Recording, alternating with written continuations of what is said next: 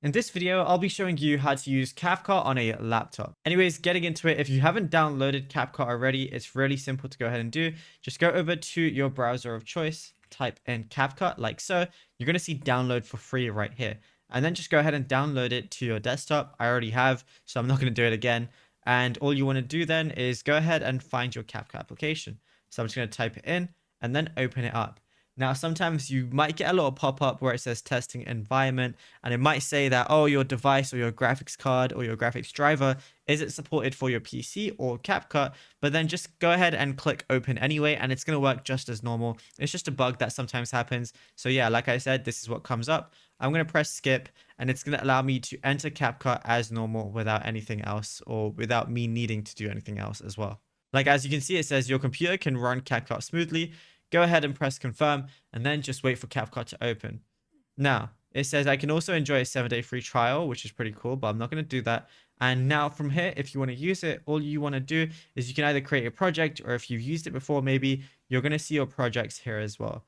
So what I'm going to do now is I'm just going to open up an existing project, but what you would have to do is create a project.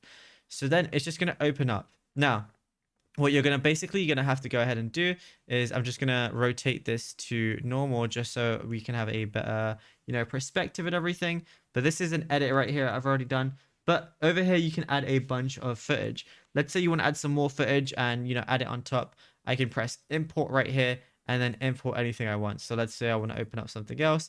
This is another edit. I could have it on top, and basically the layers stack, and there's like a hierarchy. So whatever's at the top is going to have more importance over whatever's at the bottom, in terms of, let's say this is all going now, and now this one plays. And if this was under it, then this one would play instead. So yeah, it's up to you how you want to do it. But the cool thing is, on CapCut, there are so many different things you can do.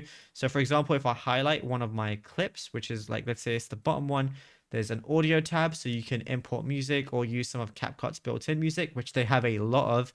There's, text you can add as well, stickers, effects, transitions, if you want to transition between one clip and another. Like, there's honestly so many different things that you could go ahead and do. And especially if you have the pro version, but you don't even need the pro version to do a lot of stuff. There's captions, filters, you can have adjustments as well. And over here, you can change the scale of something. For example, if you don't want like the black border around, you can just change that. You can change uniform scale. There's honestly so many different things you can do. And obviously, if you want to make like an edit, you can change the speed of a clip. And there's loads of different things. If I want to make a split between a clip, for example, when one clip starts and one clip ends, all I got to do is go ahead and press this. And what I'd definitely recommend doing as well is learning the shortcuts. So for example, split is Control B, but if you're maybe using a previous editing software like Adobe Premiere Pro and you're used to those shortcuts, you can also edit the keyboard shortcuts here as well. So, you can go to the keyboard shortcuts area and change that as well. And yeah, it's as simple as that.